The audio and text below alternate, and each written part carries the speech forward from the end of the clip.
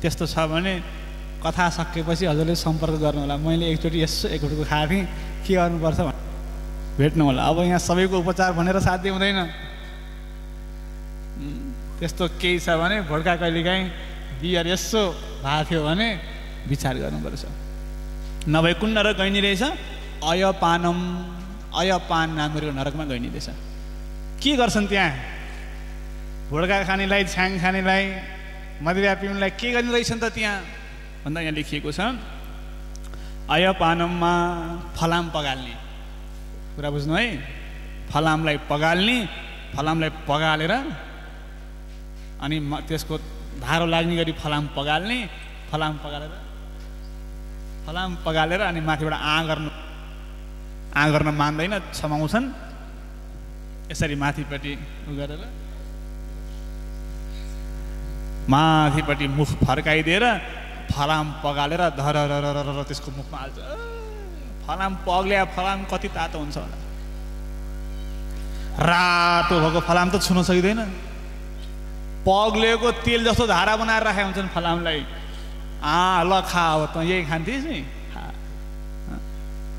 धर माथिबाट हालिदिन्छन्। अयपानम नाम गरेको नरक हो त्यो। त्यसमा के गर्छन्? फलाम पगालेर पिलाउँछन्। अलिअलि त खानुपर्छ भन्छन् नि कोही। हो त्यसलाई नि अलिअलि उहाँ खुवाउँछ। एकचोटि खुवाएर छोड्दैन, खुवाउँछ, मूर्छित पर्छ, वेदनाले तडपिन्छ, होस आउने बित्तिकै फेरि खुवाउनु थालिहाल्छन्। फेरि खुवायो, फेरि ढल्छ, मूर्छित हुन्छ, फेरि बिउज्यो, फेरि खुवाइहाल्छन्। यातना दिएर छोड्दैन। त्यसपछि अर्को नरक छ क्षार कर्दम। क्षार कर्दम नाम गरेको नरक छ। यो क्षार कर्दम नाम गरेको नरकमा कसलाई लान्छन् भन्दा यो नरकमा मान्यजन हुन्छन् नि, आफूले मान्नुपर्ने। जसले मान्यजनलाई आदर गर्नुपर्ने व्यक्तिलाई राम्रो। ब्राह्मण के गरी आदरणीय हुन्छ?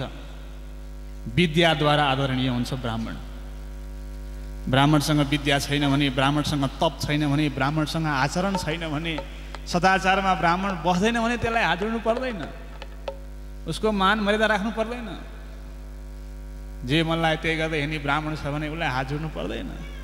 तर जो सदाचार सम्पन्न छन्, वेदनिष्ठ छन्, वेद पढेका ब्राह्मण छन्, ज्ञानी छन्, संस्कृतज्ञ छन्, शास्त्रलाई भगवत आराधना सम्झेर स्वीकार गर्नेवाला जो ज्ञानीहरू छन्, त्यस्ता ज्ञानी मान्यजनहरू आउँदाखेरि बसिरह्यो भने, घरमा आउँदाखेरि पनि केही सकेन भने पनि यसो हात मात्रै जोडिदियो भने पनि, केही गर्नु पर्दैन, यति हात मात्रै जोडिदियो भने पनि त्यो व्यक्ति बच्छ। नभए आफ्ना मान्यजन आउँदा ढोका थुनेर बस्ने, चुकुल लाएर बस्ने, आए गए वास्ता गर्दैन। घरमा हजुरबा आए ढोका खोलेर बाहिर आएर हेर्दैन, वास्तै गर्दैन। आफ्ना मान्य इष्टमित्रहरू आउँदाखेरि यसो शिर झुकाउने।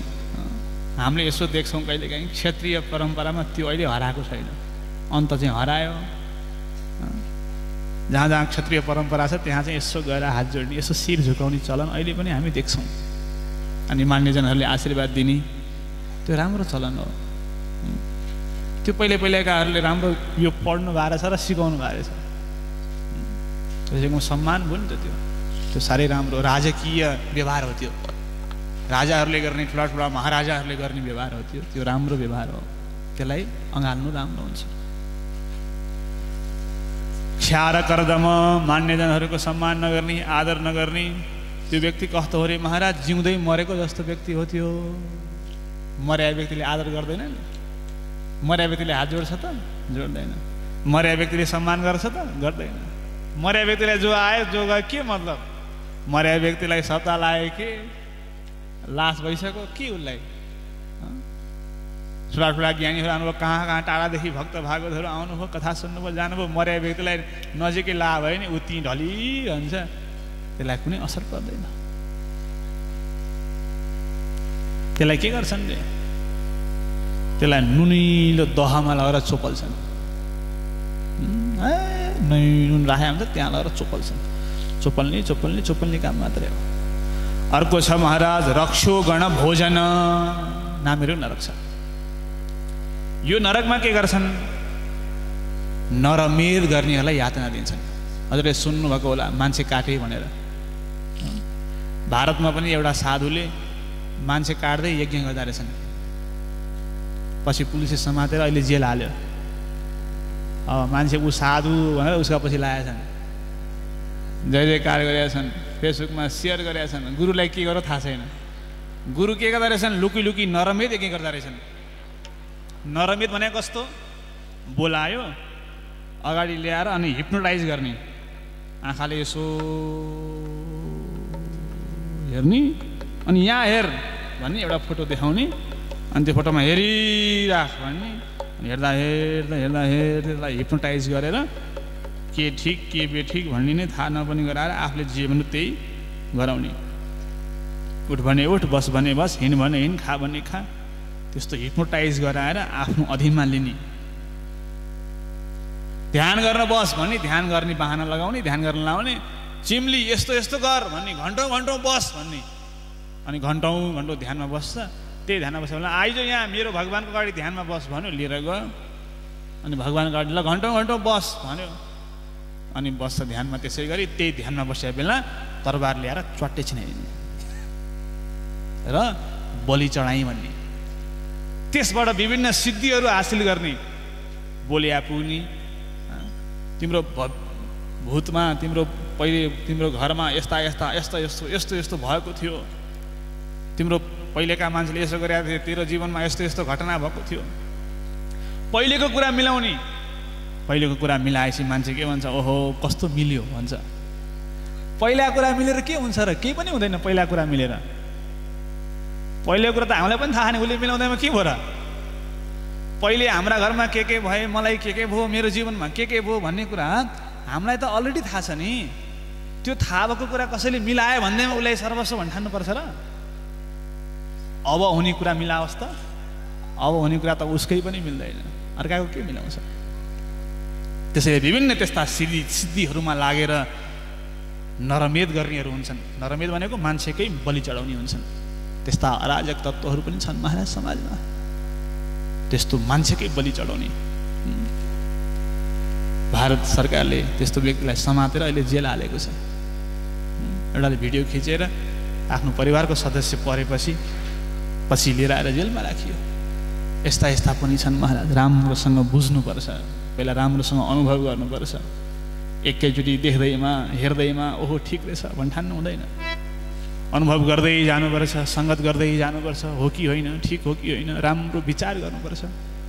त्यो विचार गरिसकेपछि मात्रै त्यो मान्छे कस्तो भन्ने आफ्नो मनस्थिति बनाउनु पर्छ।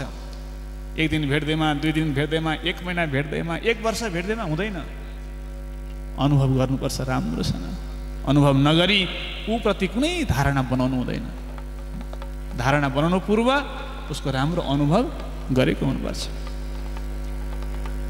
त्यो व्यक्तिलाई पनि नरकमा लगेर त्यस्तै नरमेध गर्दाखेरि जस्तो यातना दिएको थियो त्यसलाई त्यस्तै यातना दिइन्छ।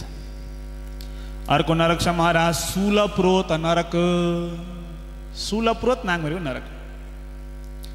यो शूलप्रोत नाम गरेको नरकमा कसलाई लगिन्छ? पासो थाप्छन् नि मान्छे। मुसा मार्ने भन, एउटा त्यो के हुन्छ मुसौरोले आयो अनि एउटा यसो राखिदियो, ल मुसा आइजो भन, आएर यसो त्यो खान खोज्छ, भ्ल्याप गरिदिन्छ, मर्छ। पासो थापे हुन्छन्।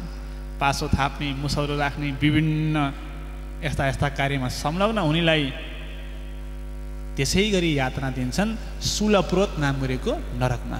जसरी हामीले पासो थापेर यहाँ मारेका छौँ त्यसै गरी हामीलाई पनि पासो थापेर उहाँ मार्छ। अर्को नरक छ महाराज दन्तशुक। श्री भक्तवत्सल भगवानको हल्ला गर्नलाई पनि नरक छ है एउटा। अहिले अन्तिममा भन्छु म त्यो कुन नरक छ, कस्तो यातना अनि थाहा हुन्छ। मुटु काम छ महाराज, थर थर थर थर थर। 1 मिनट होइन, चन्द्र सूर्य रहन्जेलसम्म राख्छ। अहिले मान्छेको जीवन कति हो? 100 वर्षको हो नि। 100 वर्षमा पनि 50 वर्ष सुत्यो नि, मात्र 50 हो नि। 50मा पनि भोलिपछि 10 वर्ष के गर्ने हो थाहा छैन, इन्तुनु चिन्तु भएर बस्छ। अगाडिको 10 वर्ष पनि थाहा भएन, यसो खेल्दा खेल्दै गर्दा गर्दै सकियो। बाँकी त्यही 10-20 वर्ष त सम्हालिनु छ। मान्छे यत्रो जीवनमा के रे सम्हालिने भन्छन्, हिसाब गर्दै ल्याउने भने जम्मा 10 देखि 20 वर्ष सम्हालियो भने त्यो सम्हालियो। पुरै जीवनै त्यागी भएर हिँड भनेकै छैन नि, जम्मा आफ्नो समयमा सम्हालियो मात्र भन्छ शास्त्रले। अब आयो दन्तसुख नाम गरेको नरक। कतिवटा नरकको बारेमा भने मैले, गर्नुभएको छैन होला हजुर?